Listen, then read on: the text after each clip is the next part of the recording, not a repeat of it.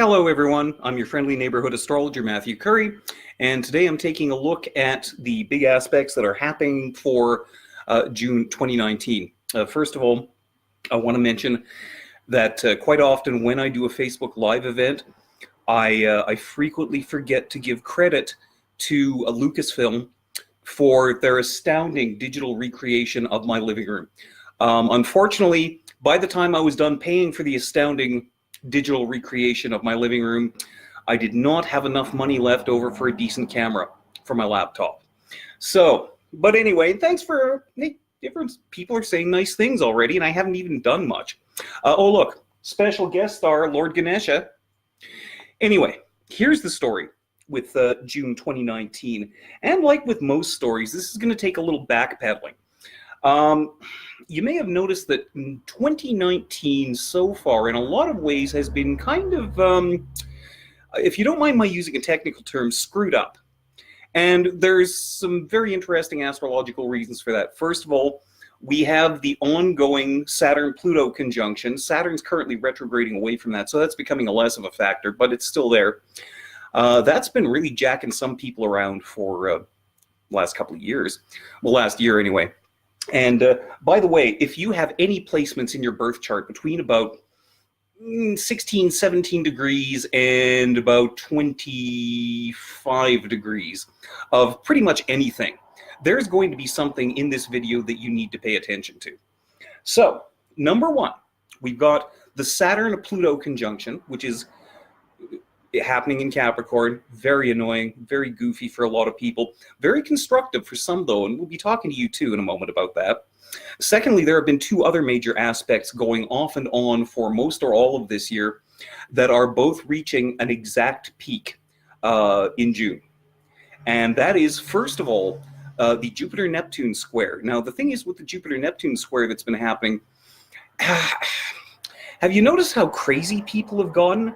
How dogmatic, how insistent that their irrational beliefs are the absolute truth and they don't want to hear any of your fact-checking?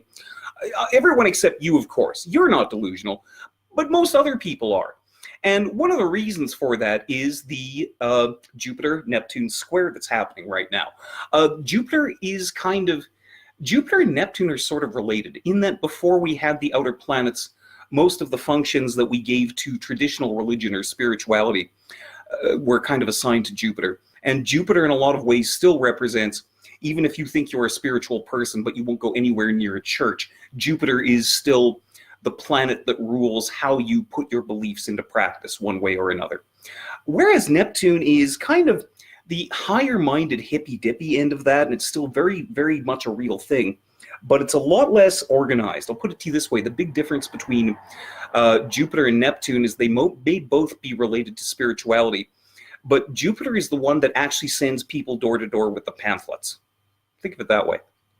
Those two planets have been square for most of this year, and it's led to a lot of really strange and weird beliefs. And that right that you may be subject to it too. Normally I wouldn't say so, but think about it. You're a buddy, you're a pal, I can say this. Maybe you've been a little woo yourself. That transit is coming to a peak in June. Finally, the major outer planet transit that isn't getting the press because it's a sextile. And sextiles are lazy. You never turn on CNN or Fox or whatever you watch, and the top story is never, here are all the things that went right today. Because that doesn't get your attention. It's the Saturn-Pluto conjunction that gets your attention. Or maybe it's the Jupiter-Neptune square, but it's just as important to keep in mind that while all this is happening on, we also have a Saturn-Neptune sextile happening, and that's hitting its exact peak in June too. And Saturn-Neptune sextile it's a chance to take all your practical obstacles and the rules and regulations that are holding you back, things like that, and kind of unite them with a higher-minded spiritual worldview and actually get some real-life practical results out of it that, spiritually speaking, do not suck. Now, why all of these three aspects are so important in June is that Mars is in Cancer. And you'll notice if you keep an eye on major transits and how they're affecting you, it's never just the Saturn-Pluto conjunction that makes your cat's bunions act up or whatever. It's going to be that plus a smaller transit. And quite often Mars is the trigger for that. And what's going to be happening throughout June, but for the most part, I'm referring specifically to, let's say, the second half of June, is that transiting Mars is going to be, first of all, it is going to be opposite the Saturn-Pluto conjunction. Now, what this may mean for you personally is that if there have been things in your life that have been a struggle for about, let's say, the last year and a half, Mars is coming in to oppose that conjunction, and that's going to amp up the pressure on that even more. For many of you, it may be a chance to confront some of the things or people that have been making you crazy, including yourself. For others, it's actually going to be really great and constructive. Okay, so that's all good. Well, it's not really good, because when you consider Mars opposite Saturn, Mars opposite Pluto, that doesn't sound like fun at the best of times, does it? Okay, I was soft pedaling the potential results, did not want to scare you. Oh, thanks. Always forgetting about the South Node.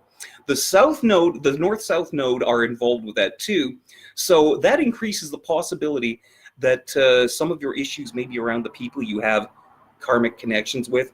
You may have heard me say this before, I hate blaming anything on karma. Simply because, you're lying there with your broken leg in the ditch, and I walk by and I look down and say, it's probably your karma.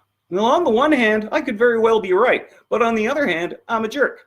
So, keeping in mind mid to late June, Mars is going to be adding additional pressure to that part of your life that has been scary for the last year or so.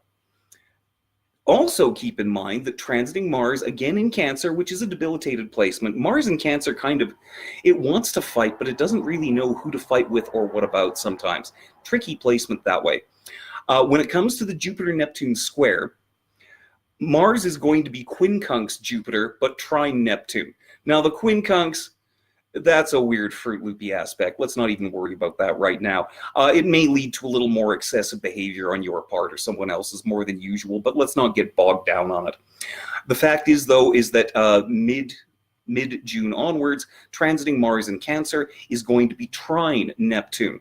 Now, that's a really interesting aspect, because one thing that most people don't spot about a Mars-Neptune aspect is that it can be very charming and charismatic, and it can give you a certain ability to sell yourself or sell others on some concept that normally wouldn't be getting through. So it's good for that. But also, if you're one of those people who, I love you all, don't get me wrong, but if you're one of those people who gets bad news or their job sucks or something like that, and you're going to assume that, you can just love and light your way out of it.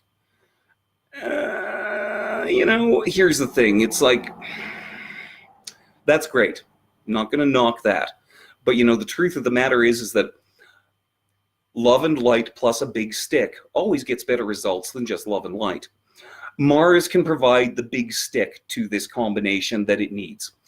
And in a lot of ways, it might be a chance for you to, depending on what you've been facing with the Jupiter-Neptune square, it might give you a chance to really address some of the things that you weren't seeing properly, some of the things that you maybe were getting wrong. And you know what? Here's my challenge to everyone this month.